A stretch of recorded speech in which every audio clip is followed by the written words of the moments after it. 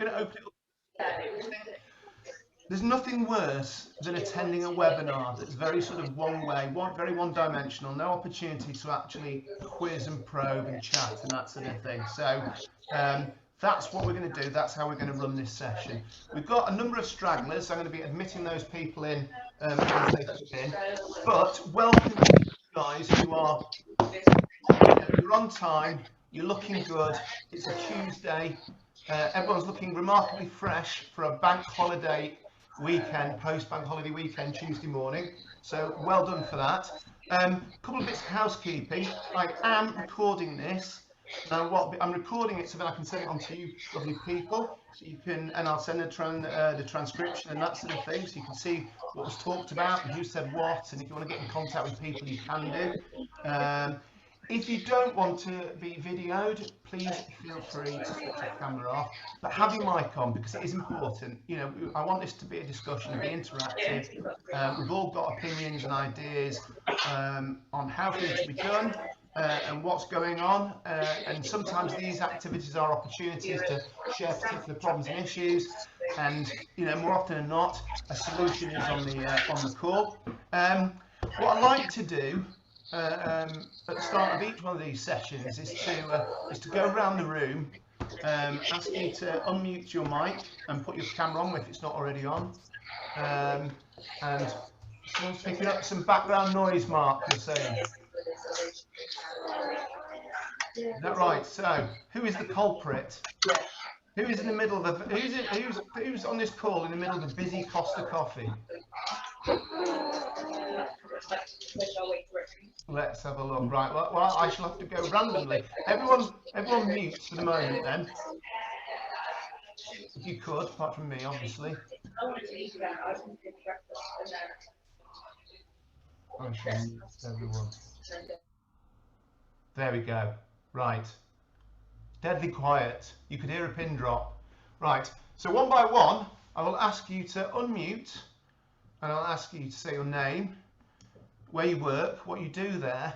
And because we're talking about award-winning transformation, service transformation, digital transformation, innovation, I'm going to ask you a piece of service transformation that you feel your organisation should win an award for. And I'm going to start with Andrew Brown. Good morning, Andrew. Good morning, Nick. Morning. Yeah, I work for Bath and North East Somerset Council. I'm a senior developer, and I've been working in a transformation team for children's services for the last couple of years, improving the front door primarily, and how we get cases referred through and into our systems. So I'd have to nominate that one.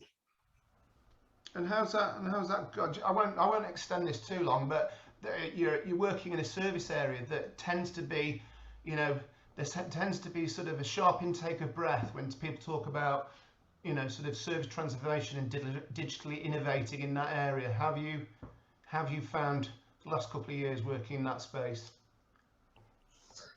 Yeah, I mean, we're not all the way through because the next phase is when there's all external partners as well to factor in.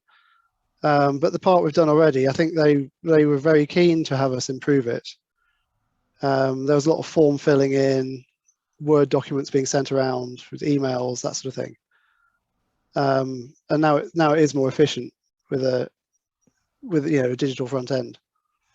So yeah, it's gone quite well. What back office system are they using for children's services there, if you don't mind me asking? It's Liquid Logic. Liquid Logic. Yeah. It is a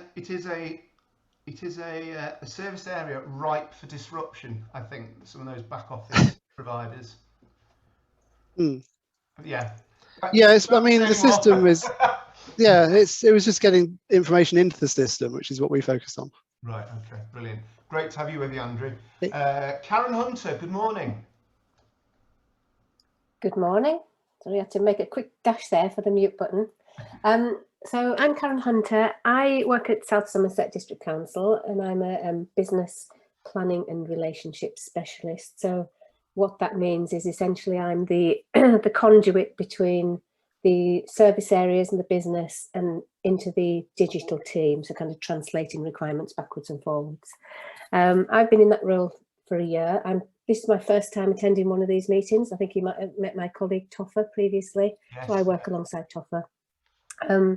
So we, as you probably know, we're going through a unitary process at the moment. So many of the digital solutions that we put in place over the last 2-3 years are now being unpicked as we move into that new environment. So we were able, probably about a year and a half ago now, we were able to do a massive channel shift and move all our reporting processes over to our website to so that we took the calls away from the service desk and encourage people to go online, and that in itself has been a huge success. But because we're going through this unitary now, we're now unpicking all that. We're going back on a lot of the strategies that we actually put in place, having for example, a golden customer record. That's as we move into the new authority, we're not trying to do that channel shift anymore.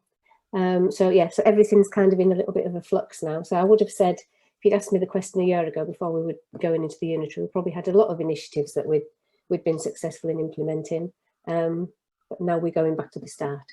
So interesting times. Right. Okay. Well, great to have you here, and welcome to your first activity with us. We'll make sure it's a beneficial one for you. David Martin, good morning. I am David Martin. I work. You're a bit, David. You sound like you're in a box. That's better now. That's better. Yeah. Bring the headphones down. Beam me up, Scotty. Yeah. David Martin, East Devon District Council, performance and data analyst. I started about 4 months ago, and at this current stage, just trying to set a baseline of where everything sits within the council to understand how we use data, how we want to measure performance, how we want to change things. The team's just expanded by taking somebody on who's going to be responsible for the digital transformation. So I'm going to support them in understanding how we can bring in better use of firm step, better understanding of the process mapping, and trying to be more efficient with customer service and all our processes. Anything you've seen that would be award-winning thus far? Not yet. Okay. Unfortunately. You're honest. Thank you. Lewis McDonald. Good morning. Good morning. So I work for East Ayrshire Council as a digital assistant.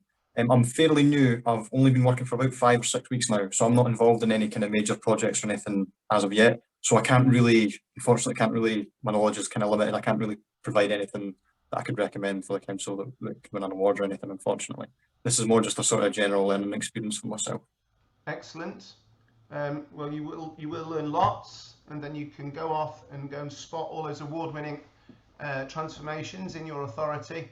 And I'll expect you to report back at some point, Lewis. But yeah, great to have you with us. Good morning, Sally Moss. How is it in Swindon? Morning. Sally Moss, Digital Transformation Lead at Swindon Borough Council.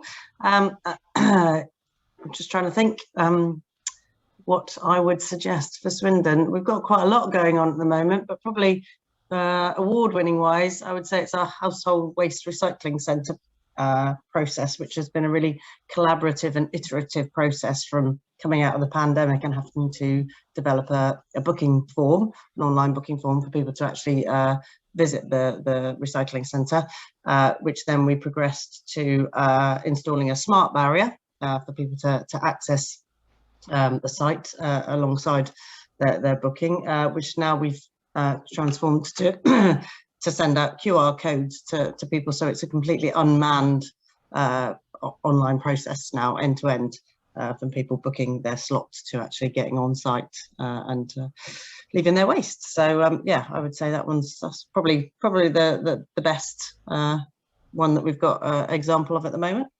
Do you find everyone manages with QR codes? Seems to be so far. Yeah. I think people are quite familiar with that process. It's everywhere these days, isn't it? Yeah. So yeah. And yeah, I think most phones now have QR readers built in, don't they? Whereas before, when they Yeah. did first come out, you had to actually download a QR code Yeah. reader as an app, as opposed to it sort of be built in. Well, great to see you, and send my regards to Sarah when you see her. Thank you, will do. Tim Rowe, good morning. Good morning. How are you doing? Okay. My name's Tim. I'm from Cornwall Council. I'm sort of sat here representing Sam Dusto, who wasn't able to attend. And I'm not really sure what I'm doing here, but so I'm just interested to see what it's all about. I work for the address management team under Sam, and so we deal with the LLPG, LSG, and the integration of the UPRN into all the different systems. So I was thinking award-winning wise, I think a lot of it would be past glories. When we became unitary about 2009, we integrated all the different district and county systems all into one, and the UPRN underpinned all that. So there was a lot of kind of work done to bring lots of data sets together and stuff off spreadsheets and all kinds of things. So yeah, that's my sort of, but my work is very much focused on address management and stuff, so I don't really get involved in projects and things. But Tim, you're underplaying a role, because any organisation doing place-based transformation, you are the linchpin, surely. Well, that's it. Yeah, that's the line we've got to plug it. You are the master. You have all the treasure and access to it. So great to have you with us, Tim. That's all right. I need to actually have more content around gazetting, LPG, and that sort of thing. So really good to have you here, and it'd be great to have you comment on some of the stuff that we're going to hear about. So great to have you here. Good morning, Donna Smith in Stevenage. I'm assuming you're in Stevenage. You're at Stevenage Borough Council. Morning, everyone. I'm actually in Lincolnshire because that's where I live. All right, brilliant. So I'm at home today. Hi, everyone. I'm Donna Smith. I'm Head of Customer Services for Stevenage Borough Council.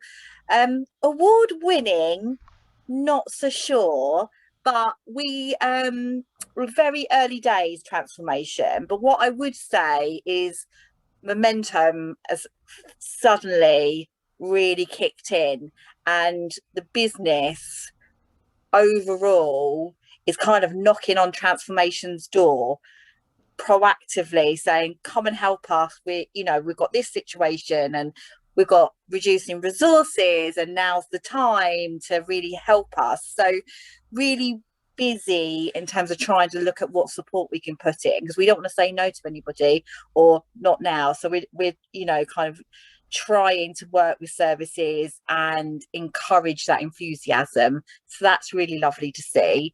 But we have done some great stuff around, again, refuse and recycling. So that was the old-fashioned system kind of just over a year ago. So we've put in integration between Granicus, or FirmStep as you might know it, and our refuse and recycling system, which has been really great for driving down some of that kind of failure demand type calls. Excellent, Donna. Great to have you with this, and I'll be sort of coming to you at some point, because we are going to talk about digital capability and capacity and that sort of thing. I'd be interested to know how you manage that with everyone. I mean, it's great that everyone wants support. Finally, that does create its own particular set of issues. It does. So great to have you with us. Stuart Goodin, good morning. Good morning. Good morning. So yes, Stuart Goodin from West Sussex County Council. Apologies, I joined late, so I don't actually know the question. All right, so sorry. Right. So you just tell it. Well, you've already introduced yourself and where you work, and then because we're going to be talking to a couple of award-winning local authorities. I was asking people, what piece of service transformation, or even a couple of bits, do you feel that the organisation has delivered, maybe over the last few years, that should be given an award? Okay, well, I've been with West Sussex County Council for the last 12 months, and a couple of the projects that I've been heavily involved in, we have been unable to complete because the IT technology we currently have has not really been fit for purpose to handle some of the more complex automated workflows that we've been looking to implement within the council. So really what I'm looking for out of this session is really to hear the experiences of other local authorities and really just use it as an information source. Stuart, I'm going to have to ask the question. You know, the capability, the technology, whose capability, can you share that with us?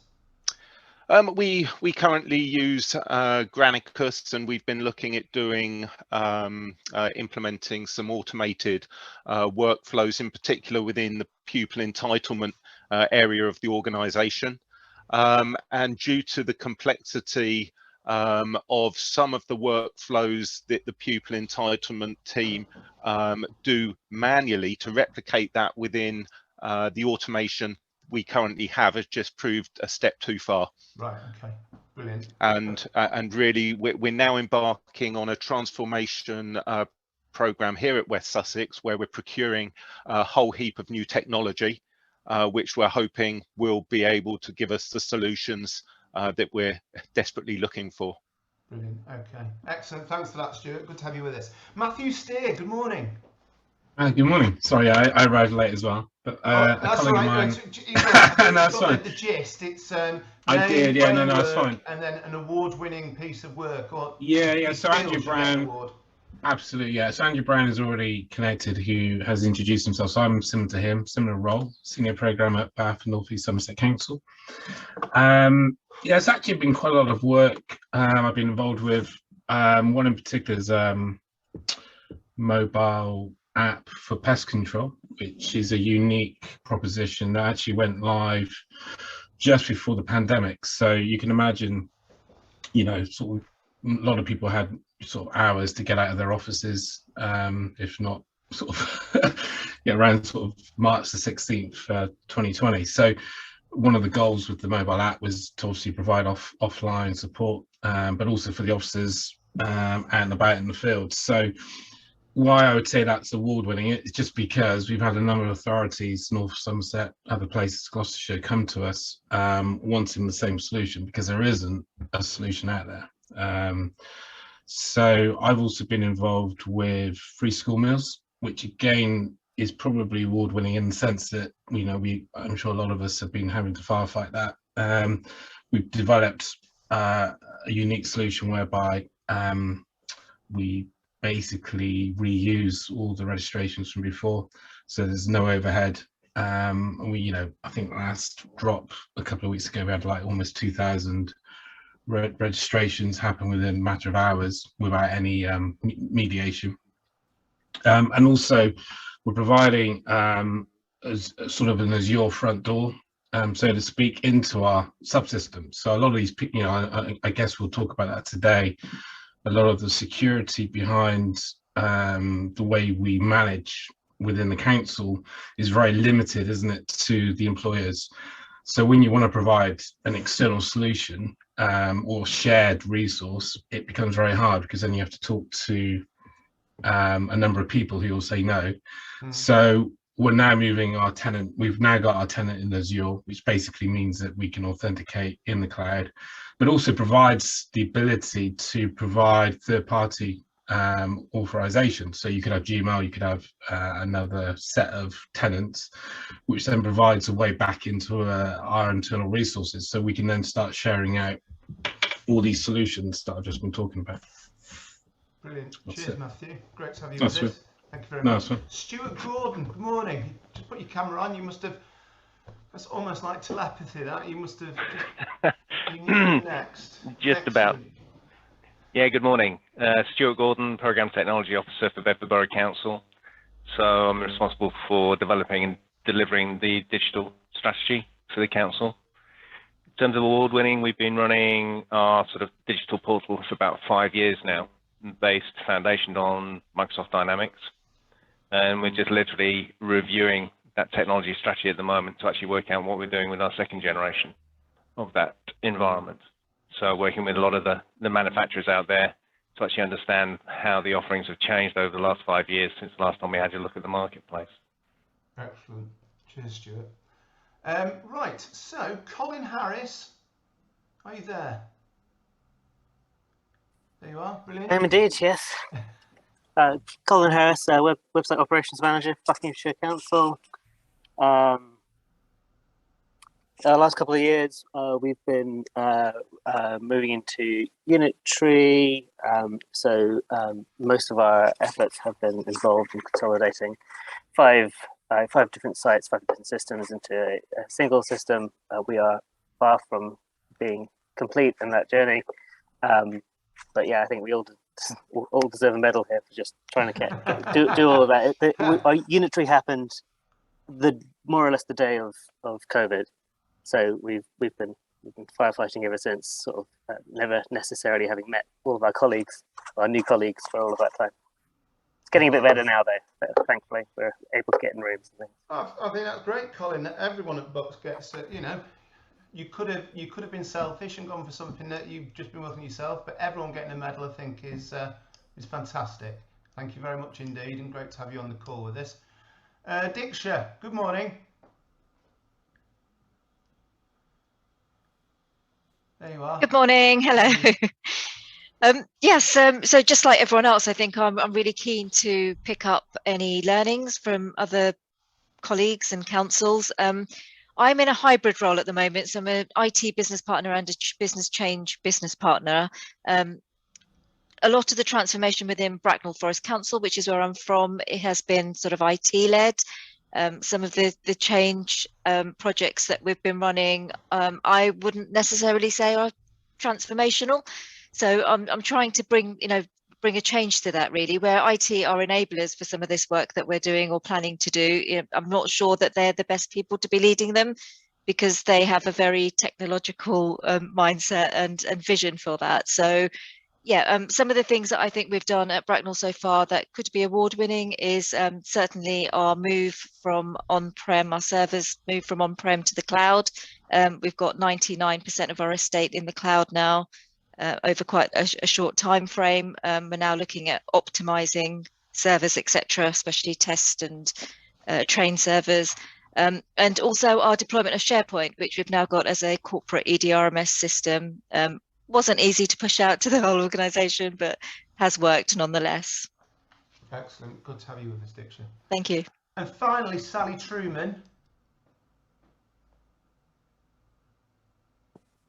Morning. Good morning. Sorry, couldn't make you work on the laptop again, so I hope you can see me. Yeah, Sally Truman from South Oxfordshire and the Vale of Whitehorse District Councils. I'm here very much from a customer service angle. We're just starting our customer transformation review, so I'm here really just to see what other councils have done. So being right at the very beginning of that process, I can't offer anything that is potentially award-winning yet. Ask me in a couple of years' time. I'm sure you're doing yourself a disservice there, Sally. I'm sure if we all wanted to, we could all say we've done something that's award-winning. But I love the humility of it, so I won't push you. And welcome to another session. You're most welcome. Right, we've got a few other people on the call. Let's just quickly speak to our friends. So there's a lot of common denominators with our two sets of speakers today. They're in the southwest. They both have been very busy. Their sort of transformation activity, I think, in earnest has been carried out. I guess both would say over the pandemic period. They both use or have both implemented Netcall's Liberty Create low-code platform in a sort of local government as a platform type strategy. So I'll come to Mark first. Mark, good morning. Introduce yourself. And in fact, tell you what, with you guys, what's the best award you've ever won personally? I think that's, and if you wish to bring a bit of hilarity into the session, you know, it doesn't necessarily have to be it could be a wooden spoon for something. But introduce yourself, tell everyone who you are. Morning everybody, my name is Mark Gannon. I'm Director of Client Solutions for the Public Sector for Netcall. Been with Netcall for about 3 months. Prior to that, I worked over 20 years in local government, the last 5 of which were as CIO and Director of Transformation at Sheffield City Council. So I endorse the giving an award to everybody who got local authorities through the pandemic. I'm all for that. The best award I ever won was the 1979 Derry City Council Christmas painting competition, for which I got a £30 book token, which in 1979 was a pretty decent prize. Yeah. Can you remember what you painted? No. Oh, it would have been great. Only beaten by me getting something in the gallery on Take Heart. You got something in the gallery on Take Heart? I did. Right, so I would have had that as my front runner, but excellent. Great to have you with us, Mark. David Tweddle, good morning. Morning all. Yeah, I work with Mark, David Tweddle, one of the account managers at Netcall. I tend to work with local authorities in Scotland and the north of England, but yeah, really interested to hear kind of what the discussion is going to be about this morning. In terms of winning an award, I haven't won much in my life. I once got paid £2 by the Crankies for borrowing my bike back in the 80s. Does that count, Nick? But they borrowed your bike? They borrowed my bike when I was about 8, yeah. For filming. They needed a bike for filming, and I was watching on my bike. They said, "Can we borrow your bike?" I said, "Yeah, okay." And they gave me £2. Blimey. I mean, that's a pretty big accolade, I think. Yeah, I think so. Pretty big accolade. Excellent. Thanks, David. Recover from that one. Andrew Walker. Andrew Walker, good morning. Hi, Andrew Walker from Netcall, an account director for local government. So just really, as Mark and David, really keen to hear what's happening and what people are saying. In terms of awards, I think similar to David, I haven't won much over my lifetime, other than at a school disco, I did the best Michael Jackson impression, but that's about it, really. Now try and picture that, if you will. Please. Yeah, so there you go. Walking in the best Michael Jackson impression, and you didn't lend anything to a disgraced comedy duo from the 70s or 80s at all. No, I didn't. No. No, sorry, no, can't claim. How very unfortunate. But yeah, well done on the Michael Jackson impression. Jim Davis is asking, have you still got the white glove? No, sorry, Jim, I can't share that or lend that to you. Honest question.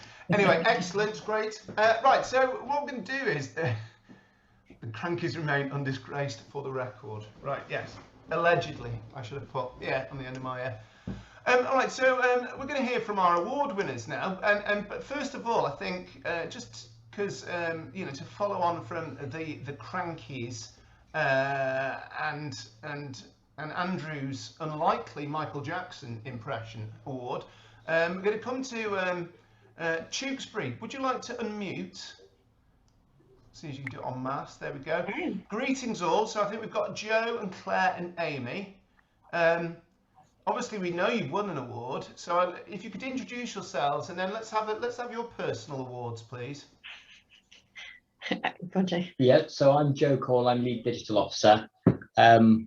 I was trying to think, what award have I won? I genuinely don't think, I have won an award in my life. It's a bit of a cop out, I know, but I do spend most of my time hidden away in a room with a desk, and it's not really a surprise to me I haven't won anything. But there you go. But you have now. Yeah. Well, true as a team. Now, and we will hear about that later. But thanks, great to see you, Joe.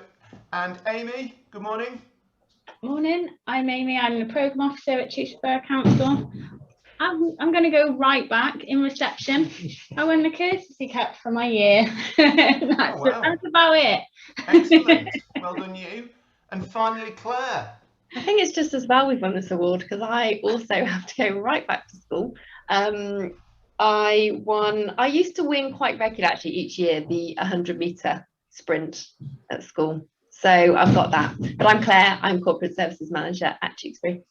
Tewkesbury obviously weren't there people too hard. You don't have hobbies or other interests in which you can win awards. So that's it. You're never allowed away from the grindstone.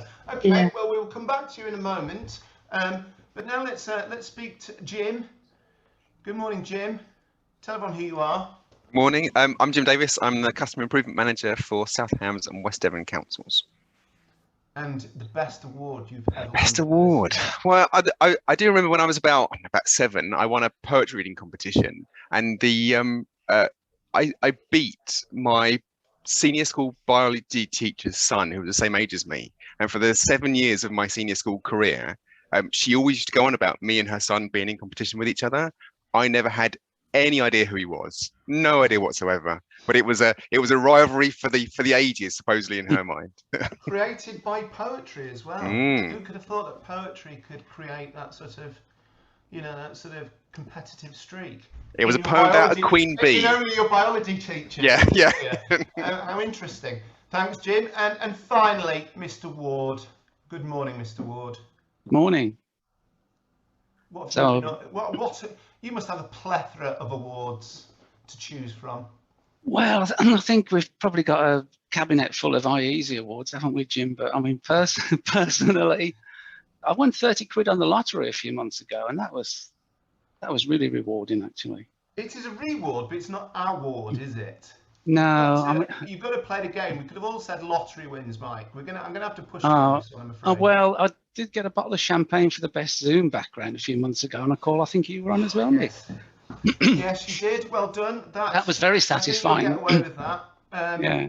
Dave Tweddle, though, if this was a competition, you've won with your Crankies bike lending activity.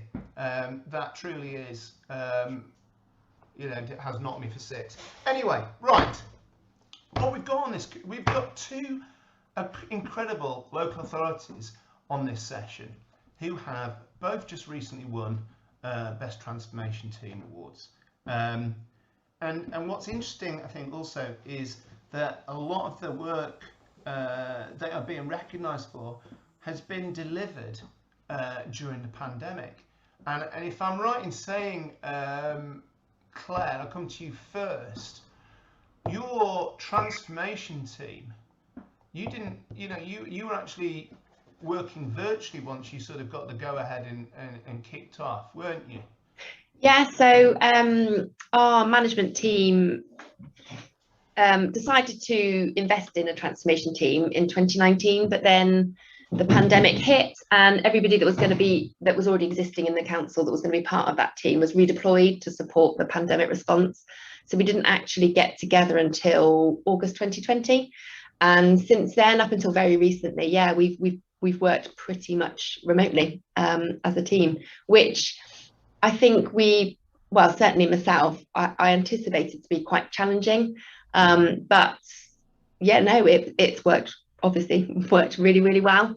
And what we're finding now, I think, when we're now in the offices together, is it's just quite a nice thing. It doesn't necessarily improve what we're delivering, but it's just it's a different way of working. But yeah, so we've done pretty much everything virtually.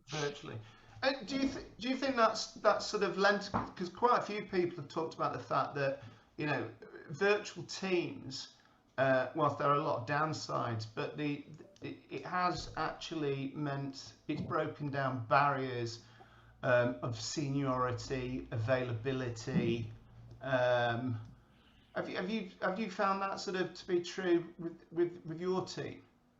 Yeah, definitely. I mean, as a team, I think we decided to invest in really regular meetings and catch-ups and kind of just to it was the first time we were working together. So that whole getting that bond as a team was really important. So we did invest in regular meetings. But I think even as a team working with other services, because, we work right across the council, working virtually does mean that people are more available at short notice. It's much easier to kind of do ad hoc meetings.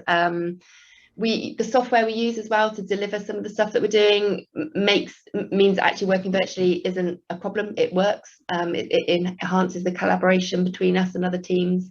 So yeah, it's not been a bad experience. And what's the makeup of the team then? So the transformation team consists of who and what are their roles? Yeah, so we have, so obviously myself as operational manager, the transformation team sits outside of IT, and that was part of the decision in terms of pulling together a transformation team, was actually some of the roles that now sit in the transformation team were in IT, so we've pulled that across into a more customer focused team. So Joe, who's our lead digital officer, he was sitting in IT previously. Joe oversees the technical side of the team, and sitting in there we have another digital developer, a business analyst, a web and digital designer, and an apprentice. We also have 2 program officers. So Amy is one of them, and we've also got another, and they're very much looking at the project management side of things, so pushing forward the project delivery. We also have recently been given reserves to invest in some temporary posts. So we, in fact, starting today, we have another business analyst. We have recently appointed a web and digital developer part-time. And who have I forgotten? Project support. Yeah, so we've got a temporary post to help us with our project support, because I think we were finding that alongside what we're delivering, there is a lot of work that goes on in terms of presentations, applying for awards, like we invest a lot in our internal communications, so raising the profile of what we're doing, and all of that takes a lot of time. So we decided to invest in some support for the team, and so yeah, she starts in a few weeks.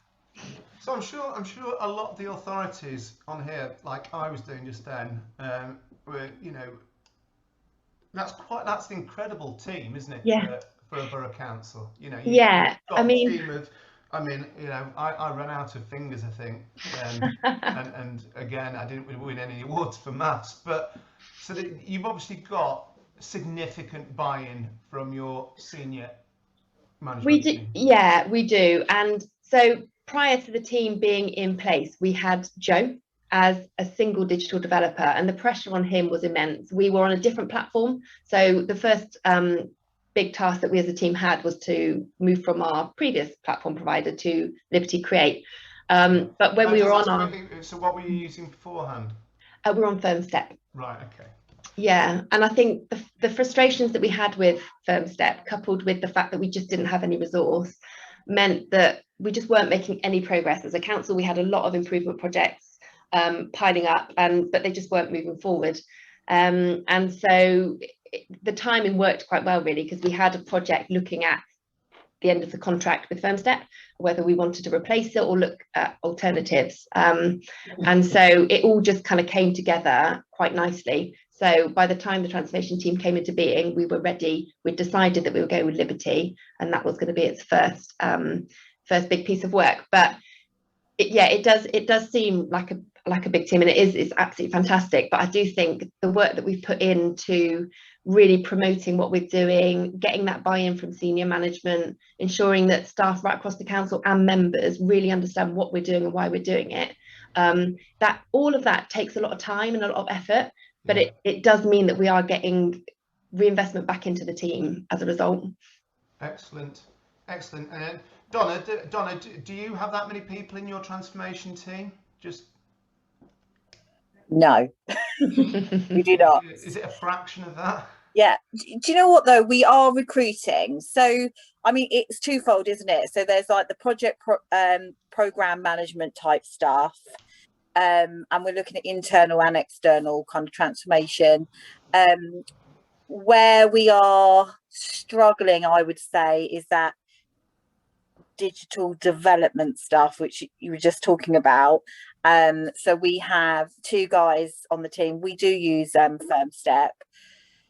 It takes a long time to build that those skills and that expertise, and so we have 2. I mean, they're absolutely brilliant, and they work so hard with service areas, and they've got a lot of pull, but it's never enough. It just isn't enough resource. So they're currently kind of reevaluating that. And of course, if one of them goes, we're back to square one, because it's not kind of skills that you can buy in, can recruit into that easily. Yeah. Oh, just Mark, do you want to ask that question? And people, feel free to if you want to ask people. You want to ask questions, whilst I'm chunnering on and asking questions, feel free to do so, because the idea is to have a discussion. Tewkesbury, South Hams, West Devon have done some incredible stuff, but probably if you want to quiz them, you're probably better at framing the questions than I am. So feel free to unmic and ask your questions, like Mr. Gannon is about to do now. Yeah, I'm just interested. I mean, there's always this perpetual challenge in local authorities where, you know, the sort of funding of a transformation team seems a bit of an overhead, yet there are tons of efficiency gains just waiting to be taken, and potentially tons of cash waiting to be released. So I was just wondering, Claire, if you've kind of had some formal investor save proposals as part of your transformation program to help kind of fund and sustain the team, because it's a lot of the time these funding pots are sort of 2-year fixed term, and then by the end of that term it's kind of, you have to then make the case again. So just wondering what approach you've taken. Yeah, we had to, while the transformation team, kind of the proposal was being pulled together, that's very much what we focused on, was actually, you know, this team, yes, it was going to be a new team that we would need to invest in, but actually the aim for the team was to deliver on efficiencies and savings, and we pulled together quite a range of examples of where we'd be able to do that. We were originally set up as a 2-year team, but we have just had confirmation that we are now permanent on the establishment, which is great. But we have committed to continuing to evidence what we're doing. So we do regular case studies for each new service that we work on. We produce a case study that outlines what we've achieved and what savings we've achieved, what time savings we've done, what efficiency we've created. And actually members have now specifically asked us to look at perhaps introducing an annual financial savings case study, so that we can really just highlight the impact that we're having. So we're working on that at the minute. I think as a team, we've probably learned, well, one of the biggest lessons we've learned is that we perhaps didn't do enough of the upfront as is process mapping, really understanding what we were wasting as whether be it process, be it money, because we were so focused on moving on to our new platform, we didn't really invest enough in that. And, you know, we probably wouldn't have been able to anyway because of the time restrictions. But that's definitely what we are doing now as a team. We're understanding up front, well, what's the position of this service as it is now, so that we can then, once we've introduced the new one, really evidence our impact. I think that's really smart, because I think often when you, especially if you're a small team and you've got a very focused plan, it's kind of, the temptation is just to kind of finish and then move on to the next thing, isn't it? But actually taking that time to just reflect on the achievements and actually make that visible to the people that are likely to be signing off budgets is really important. So I think that's really smart. Yeah, definitely. I think we're quite lucky. We're not lucky, I don't know, but Liberty Create has definitely enabled us to deliver on some new services that are making a massive impact, both in terms of the process and financial savings. So yeah, it's working well at the minute. If you hold that thought, Claire, I'll come back to you about that, because I'll come back to you guys about that sort of the new services and where you're applying low code. That's great. Mr. Ward and Mr. Davis, if you'd like to unmic and unmute. Yeah, it's a similar question to you guys, because obviously, we've obviously sort of spoken numerous times at length before, and you guys went into the pandemic also having acquired a low-code platform and great aspirations to transform a number of service areas, but you'd also already sort of gone through a lot of pain in actually changing the organisational structure, which I think sort of supported that sort of innovation and speed. Do you want to just sort of summarise and bring people up to speed what happened there and how that supported the transformation team moving forward? Well, I think our original transformation, if you like, back into 2013, 2014, first of all, held us in good stead for what was to come with the pandemic in terms of our remote working model. And after that, really, I think it was the getting Liberty Create sort of in the nick of time, I think, was really the making of us after the pandemic started, because we'd got a platform that we were enabled, but it allowed us to shine very early on, because we we could meet the ambitious targets, if you like, of the management and the members to delivering the COVID business grant payments, which was largely down to Jim's team. But that really was the making of the platform for us, and also for the rest of the organisation to really put it in the spotlight as being something that can demonstrably, easily be shown to save us some money and to produce efficiencies and to deliver services quickly. Jim, do you want to build on that? Well, all I was going to say was that the big transformation that we went through back in, whatever it was, 2014, 15, or that sort of time frame. We had ideas for the software, and the software just wasn't capable. We were probably our concepts were probably 5 years ahead of what the software was capable of delivering. And it took a while for us to find the right software to actually do that. But that's been our real experience, is that we've been able to deliver what we wanted to deliver, rather than saying, what can the software do for us? Right. And then let's deliver that. We've been able to say, what do we want? And the software just delivers. So what software were you using? Beforehand, it's a small company called Civica. Oh, right, yes. Yeah. I've heard of that. Yeah. And so I've obviously read through both of yours and Tewkesbury's award application. I was quite interested to sort of quiz you about, you've distilled these 6 must-do habits. Do you remember that? What are those must-do habits? Do you remember them? I can't remember off the top of my head. I've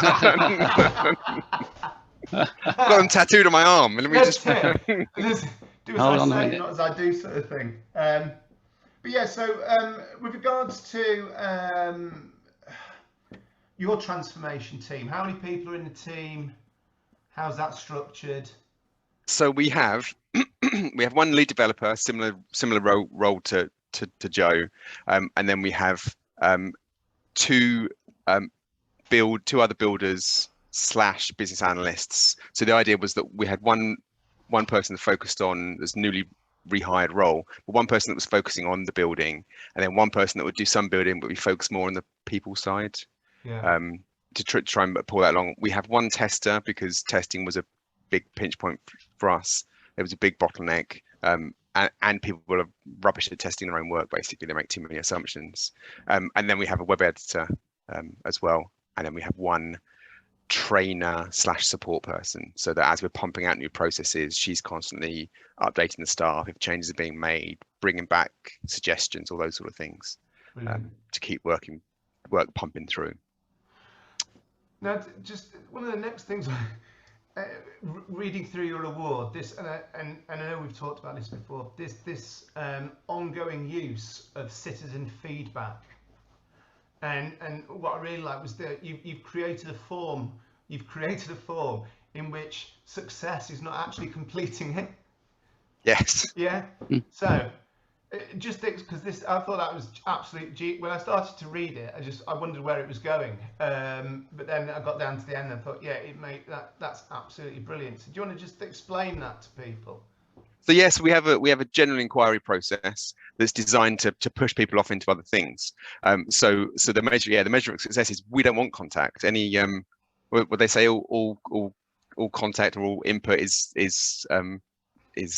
error or something. That we don't want people talking to us if we can possibly help it. So we can push people off to either other processes, because most people don't know what councils do. So we get an awful lot of requests for work that should be sent to county councils or those sort of things. So we push the work in that direction. If we can push them onto another form so they can interact with us electronically, then we'll do that. And only if all those options can't solve their problem for them, then that's when they contact us. And actually we have someone physically look at the request, actually do the work, and then we can track where each of the forms are abandoned on system. And the vast majority of the ones that are abandoned, 80-90%, are abandoned at the stage where we're basically linking them up to other forms. And even that we can look at. I mean, originally we asked the customer their address and name and address earlier on in the form. A lot of people just give up at that stage and don't bother going any further. So we moved that part to the end of the form, so that actually they get all the useful part of the form first, and then only if they actually want to physically ask us questions, they have to then give us their name and address. And are you able to quantify how much that particular form has saved the council by way of time and money? And I seem to remember when I looked last time, about 6,000 times a month we've got a form that's been abandoned. So that would either end up becoming a phone call or an email, basically. And one of the things we really want to get away from is unsolicited emails, people just asking us a question. We want to structure it so that we have the information required rather than just going back to them for pointless contact. And Mike, just what has been, by way of culture within South Hams and West Devon, what's been the appetite for I guess this new way of working, this sort of platform approach, and you know, the speed at which you're delivering this transformation? Because I get the impression, I mean, I guess you know, not only have you implemented it, you procured, implemented, trained people, and then I read something like 90+ processes you delivered over the last 2 and a bit years, which is quite phenomenal. I'm assuming that the culture was ready for this, because nobody likes change, do they? Apparently. So. Well, that's right, and we'd already been through monumental change anyway, and a fairly brutal sort of selection process to reshape the organisation anyway. So that those of us that were left were, you know, there was quite a bit of I suppose, a Dunker type spirit, you know, and we were all up for anything. We were all there because we wanted to be there. We'd worked hard to stay there. And anybody that didn't want to be part of the organisation, you would term the dead wood, if you like, had gone. So there was always an appetite to be ambitious, and there's an appetite to not be afraid of change, I suppose, or not be afraid of taking something and ripping it out and starting again. And the interesting thing about appetite is that at the beginning of the procurement, to determine whether we needed to change our platform to go for this low-code solution, we did an exercise with the senior management team as well to assess their appetite for risk and for change, which kind of, again, gets you that buy-in right from the get-go. So you know that there's some kind of understanding that there will be, you know, unforeseen costs, or there will be particularly disruption, there'll be a dip in performance, and for that acceptance to be there, so that you're not trying to make a migration or transformation without actually affecting the council or affecting performance. And it enables us to be honest and upfront about the issues that we'll face on the way to getting from A to B, because we'd seen how disruptive it could be when we did it the first time, moving everything into, you know, as was the Civica platform then, and the dips in performance that we suffered, and we just needed to establish whether that appetite was still there. Right, and so yeah, because Andrew just previously asked a question for Jim. Jim, so did you move from Civica? So you moved from Civica to Liberty Create, did you? Yes. Yeah. And got rid of Civica. What was the Civica? What was just a general Civica platform, or Civica Flair, or? We had APP and Workflow 360. Okay. All right. Brilliant. Thanks. Claire, Tewkesbury, Amy, Joe. What was the? Because I quite like the.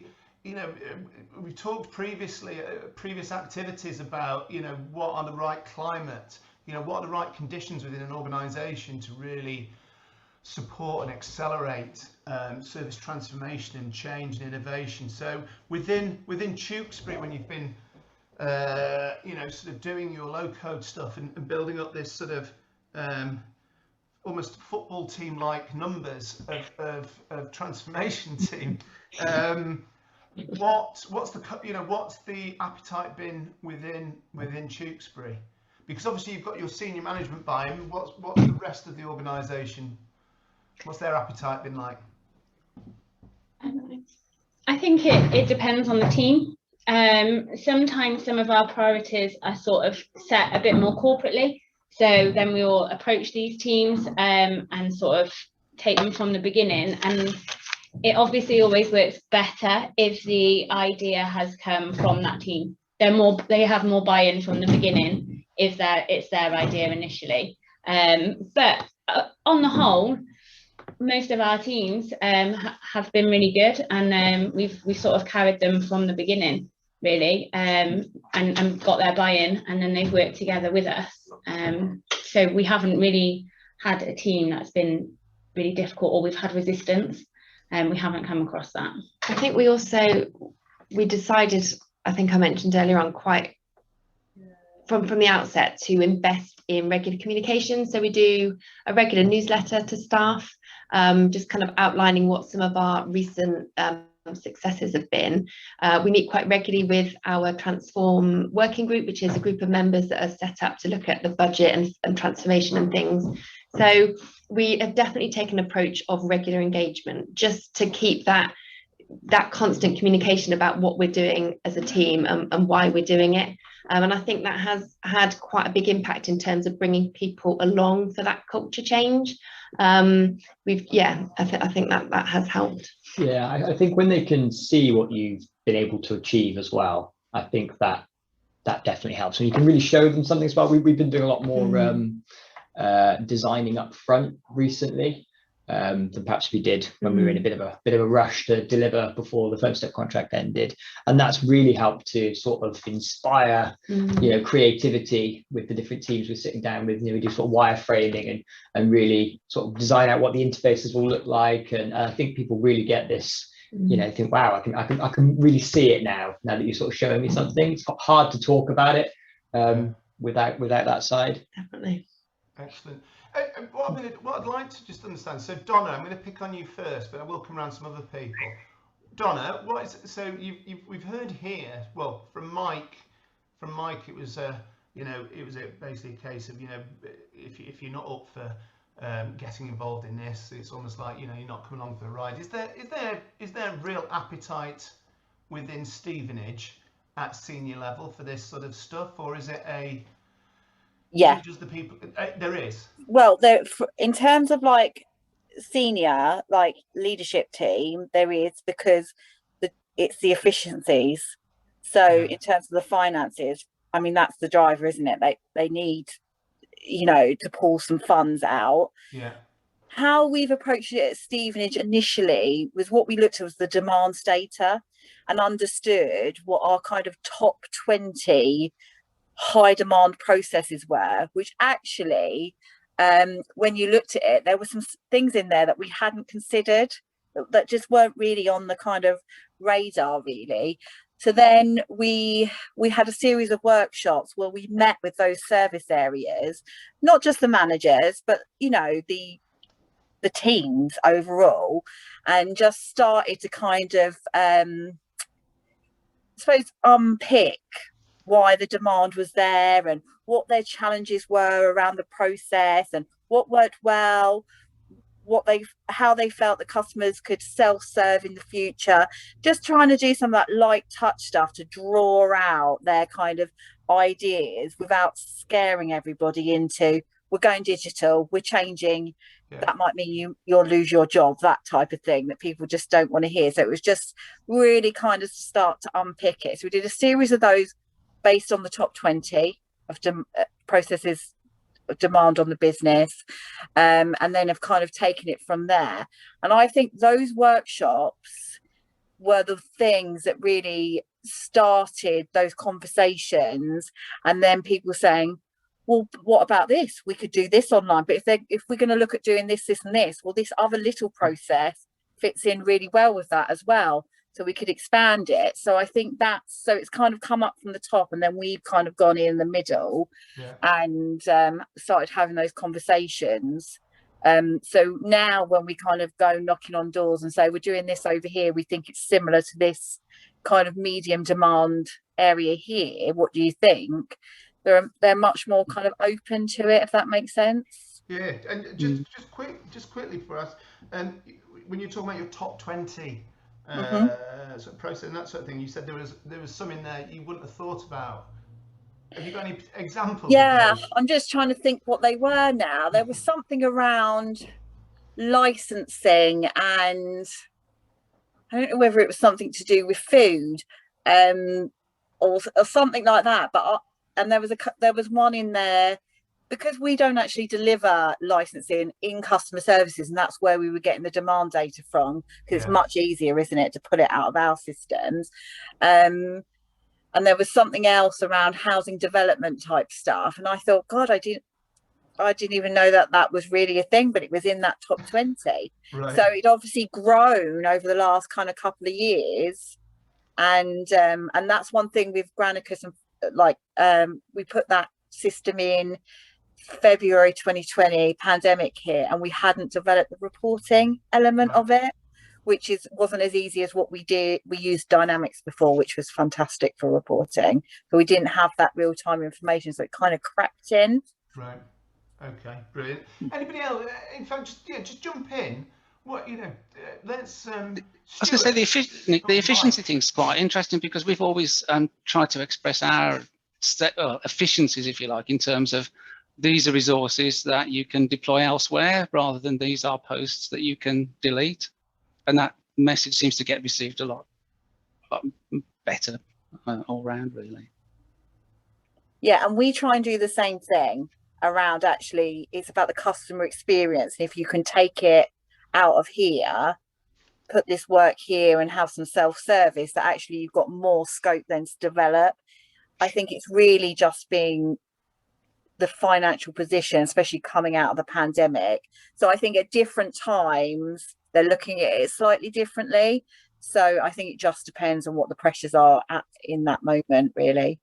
We find, I think, during our process mapping stage to be quite a key time to get that buy-in, because it's actually, we use a tool called Engage, so you can really visually see what the current process is and what your to-be process will be. And I think it's at that point that services tend to realise actually just how complex and perhaps tricky their processes are, and certainly how uncustomer focused they are, and it just gets that conversation going, and that starts that real understanding of actually why we need to change things, and it's not, like you said, it's not actually about deleting posts, it's about getting that experience for the customer to be as good as it possibly can be, but we've definitely found Engage to be a really helpful tool for that.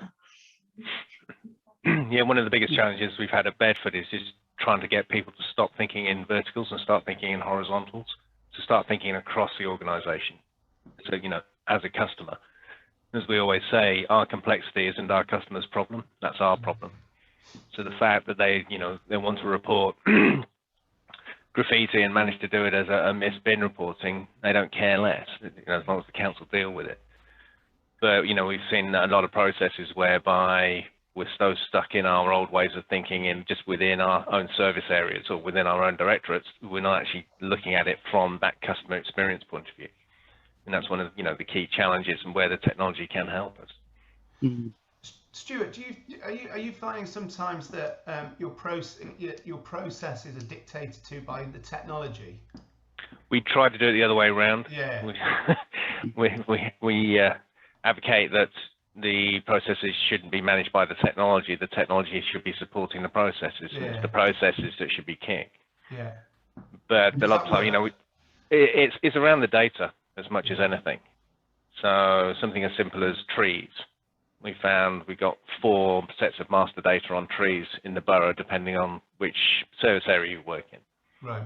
And then we got down to processes where we were being asked to actually ask the resident whether there's tarmac or grass around the trunk of the tree, because that will dictate whether it's a highways issue or a parks and open spaces issue. Right. Yeah. And we're just like, this is nuts. No. We got to start thinking about this from a customer perspective, not from an internal organizational perspective. Brilliant, thank you. Andrew, I want to come to you quickly, just with regards to the culture at Bath and North East Somerset, and the appetite for change, especially because you're sort of working in and around children's services, which again, is one of these areas where people tend to sort of tread very carefully in and around that area. What's the appetite for service transformation and innovation at Bath and North East Somerset? I'd say it's a good time for it at the moment. We got a new chief exec within the last 2 years, and he's been pushing to improve across the organisation. So there is that from the top down. There's also a recognition that, obviously I'm a developer, that a lot of stuff is moving digital, and you need the team to support it. So I think we are starting to invest more in IT generally. Which is, it affects what we can deliver if we're trying to digitize stuff. Within children's services, there's some resistance, but not really from the senior side, I would say. There's quite a lot of different cultures within there, I think. It's still fairly new to me, although I've been working on a solution. The overall children's services picture is very large and complicated. There's lots of external groups, schools, all these different childcare providers, family support. Yeah. I couldn't tell you the full list. A lot of them have got their own ways of working. So yeah, you need to try and drive a culture shift. And that's tricky within your own council, but when you're trying to get across to other organisations as well, it's quite a big challenge. Excellent, thanks, Andrew. Anybody else want to anyone else got any sort of comments about their own particular organisation's appetite and culture, change culture? Karen. Yeah, I was a couple of things. One question I was going to ask is anyone using the Microsoft 365 platform to deliver applications or internal efficiencies? Because we're using that quite heavily now, and we've kind of empowered people out in the business to go ahead and develop their own solutions, and through that we've been able to address some of the long-standing manual process issues that we had in areas such as legal, health and safety, asset management, freedom of information, and mobile applications out on site. And I just wondered if anyone else had kind of adopted that approach. Hey, well, first of all, thank you very much for a great question. It segues into sort of talking about technology and that sort of thing. So first of all, is anyone else using Microsoft 365 in the same way that Karen is? Unfortunately not, Karen, no. At the moment. However, but you're sort of obviously using it in that sort of platform approach, a bit like Tewkesbury and South Hams and West Devon, I guess, are using Liberty Create. Absolutely, yeah. Yeah, and I guess both to Tewkesbury and South Hams and West Devon, I'm assuming that, well, again, I'm not assuming, I've read your awards submissions. You've both delivered significant numbers of processes in a very, very short space of time. I guess within a time of crisis, when there'll have been additional pressures on the organisation, and I'm assuming because of the climate and the culture within both your organisations, but also the technology.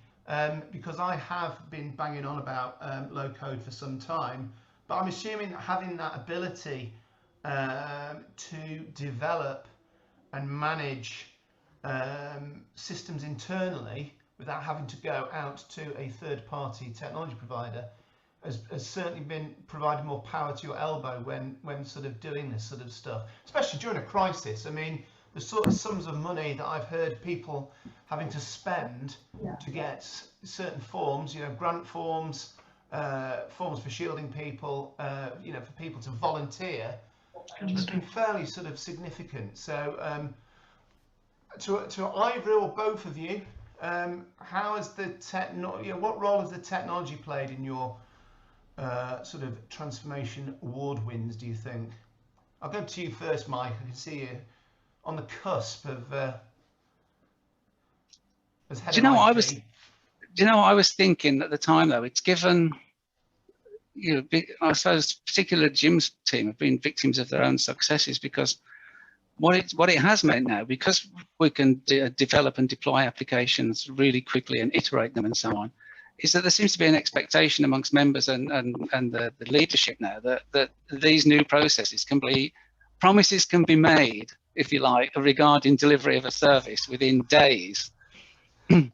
And then there's an expectation that, well, what would have taken weeks, you know, that, you know, we can deliver in days, but it's almost become like it's taken for granted now. And I think it puts a lot of people under, to some extent, even more pressure. And you know, the results are phenomenal, but it doesn't seem to have helped in terms of delivering the workload, if you like. It's just up to the pace, which is interesting. Has this demand aged you somewhat? Well, if we misquote, is it Parkinson's law that for us, like work expands to fill the capacity available? That as we've become a lot faster in developing and delivering processes, exactly that actually more people now come to us to do that. The real advantage of it though is that all the stuff that we're in control of, we can deliver and we can prioritize and we can focus on.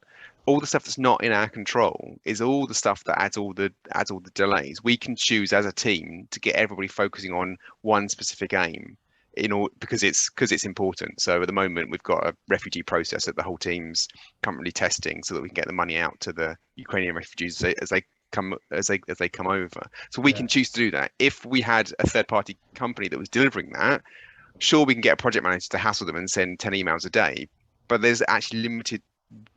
We can change things in a very, very limited way. Whereas being under our control, we can just adapt and flex. And is there and I'll come to Tewkesbury the same question, but so I guess at the moment you've got a team of builders that people are coming to, but so you don't necessarily have a sort of citizen developer strategy. You know, is there any plan to at any point spin out so that, you know, in each service area there is a builder who might build to a certain, you know, you have a set of standards, you know, you build to this set of standards, and you could almost be the sort of the super user that says, right, you know, you build it, but you know, we have to approve it before it's... I would say no to this, right. Purely because one of the issues that we're finding. So we're a couple of small councils. Yeah. We're not the kind of the size of Birmingham. We haven't got thousands of people. So a lot of our people do multiple roles. Yeah. And the big issue that we find now in trying to optimize more and more and more is this difference between local and global optimization. So local aims, this department wants this thing, but actually they might save a little bit of money here, but it's not about saving a little bit of money here. It's about saving money overall for the council. Yeah. So the more kind of siloed and individual you get people thinking about problems, the more you get local solutions rather than thinking about these kind of global solutions. And that's kind of where we need to go. That's where the savings are in these kind of bigger, more widespread thinking about the problems. Brilliant. Thanks, Jim. Mike, do you want to expand on that, or can I pop over to Tewkesbury? I can't expand on that. Yeah, go to Tewkesbury. Brilliant. Thanks very much. Tewkesbury. Lovely Tewkesbury. Yeah, I mean, we've taken the approach that we as a team develop on the platform. We've got no kind of, I mean, we do have people in the different service areas that probably could work with the system, you know, and build like a certain level of interfaces and forms and things. Yeah, I mean, I just said realistically, I mean, we can't quite get people across the services doing things properly on the website. So we just to let something like the development of new digital services go out there. No, that's not the approach that we're taking. I mean, I would also say I think that as a team, and certainly from the technical side, there's a lot of additional coding that we do for our services that wouldn't get done out in the services. So yeah, I mean, we've got a lot of different like presenters and ways that we would put information out as like a standard for us. which, you know, I think you probably could get around it as a kind of QA element to the process where it comes through us and we do a few bits to it before it goes out live. But yeah, I mean, the approach we've decided is that it just all comes through us. And I'd add that one of the battles we've always had is who owns the processes. So if we design a waste process, is it waste process or is it our process? And it's always been a battle. We've had this kind of concept of like a design authority, and that who needs to decide, because if you work with waste, the big thing they don't want to do is ever send a van anywhere. The thing that they're most worried about is using diesel. That's their big thing, irrespective of whether that's good or bad for the customer.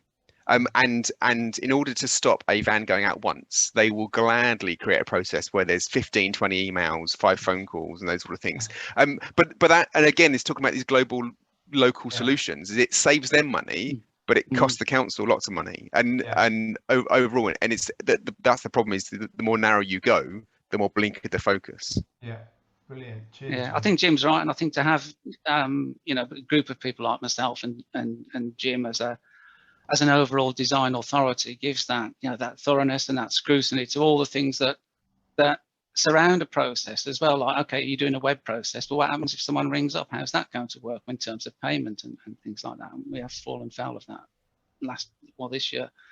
You know, what we're going to do about who's going to enforce the fact that we do I don't know, a data impact assessment, who's a data asset owner, all the things that local development, if you like, wouldn't think of, but somebody in the centre that owns the quality of these processes can oversee, really. And one of the things I'm hoping to do as our existing sort of migration sort of is completed is to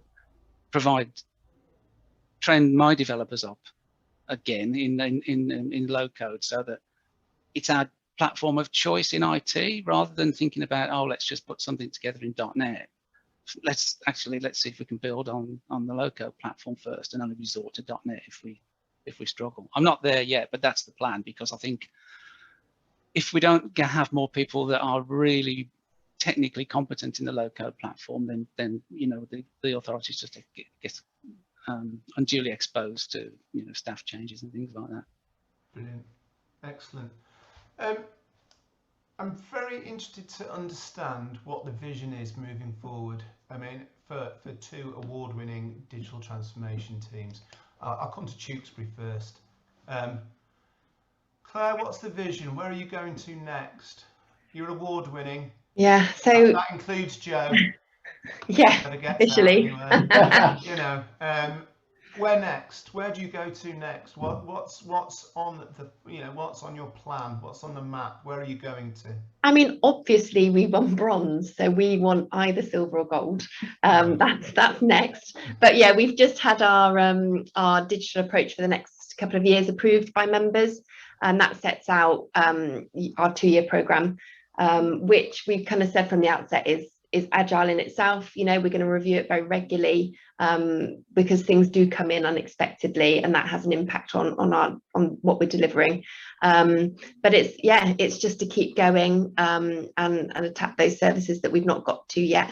We've got a lot of work going on in our planning department. There's a whole service review going on there, and so we know that there's many opportunities to improve processes there and introduce some digital options. So that will be a big part of what we're doing. We're looking at some internal stuff around HR, which looks to be quite transformational for staff, which is great. We're going to continue building on our paperless billing, which is pretty much there, but there's additional work to be doing. What else have we got going on? Loads. We've done a really nice bit for room bookings, which we're finishing off. And licensing. Yeah, licensing is another big area for us. But this sounds like you know, it's in fact, digital transformation is probably not a great it's not the right phrase, because transformation alludes to the fact that it changes once, but actually this is like digital evolution. You're constantly going to be working on stuff, aren't you? Always improving. Yeah, always changing. Yeah, we have set aside time as well in our work plan to revisit what we've done already, you know, because that is the agile nature of the way we work, we need to keep going back and making sure it's working and using feedback to continue to improve it. But yeah, you're right. It's digital transformation is not quite right, is it? Yes, it's you know, through process improvement and low code, you have basically made yourselves you know, employable by Tewkesbury for the rest of your lives, if you so wish. And long may it continue. Well, if you want to stay there. Don't worry, only you guys will get to see this video, not anybody else at Tewkesbury. Mike, Jim, you know, what's next for you guys? For me. Well, for me, the first question you're asking about what should be award winning, which obviously changed for our question, but so I developed something called the work optimization tool. It's a terrible name for it, but it basically prioritizes work in a smart manner. It's really complicated but really easy to use, and we implemented it with Civica, and obviously the rolling out to the new systems, we had to kind of like de-implement it, and I want to re-implement it with Liberty, and that'll be for revenues and benefits, it'll be for planning, for environmental health, and for any other areas that we can get, and it just enables kind of smart prioritization of work, and significant, I mean 25% productivity jumps without anyone really having to do anything differently. So that's my aim for this year, to get that fully re-implemented, and my sub aim is to try and stop as many unsolicited emails from customers to the council as possible.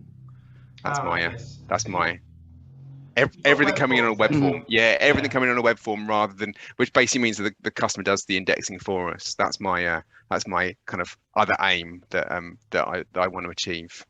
Brilliant. Getting rid of unstructured data. That should be the top of everyone's priority list. Yeah, and to get everything coming into the same queue as well. I know it's not Liberty Create, but it's very close to it. If you know, in Liberty Connect, to get, if we do get emails, then let's get them into the same queue as the phones and the web chat, and you know, scanned images even, and so that everything can be dealt with by the same team in a consistent way, rather than, you know, emails going to, you know, specialist areas, and a telephone conversation about the same subject ends up going to the contact center. Well, actually, we want it all to go in the same place and either be dealt with there or raised as a process in Liberty Create.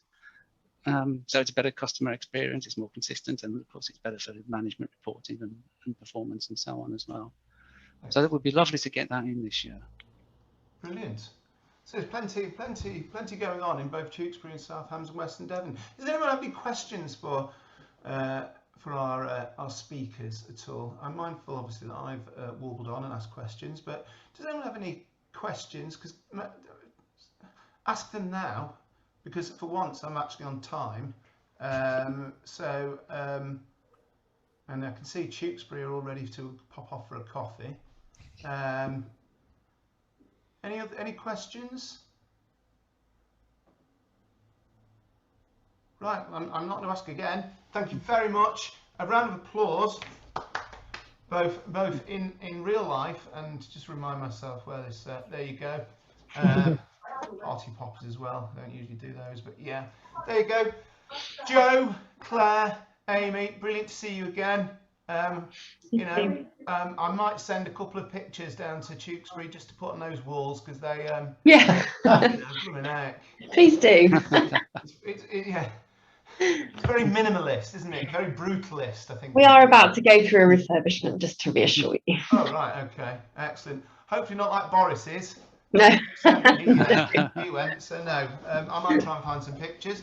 And Jim and Mike, excellent, thank you very much. Brilliant contributions once again.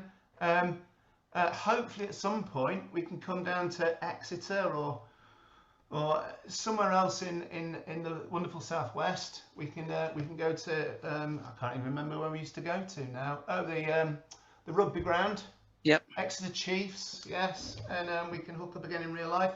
Thank you very much, people, for attending and contributing. You've been wonderful. Have a great day and catch up real soon. Take care, everyone. Bye. Bye. Bye. Bye.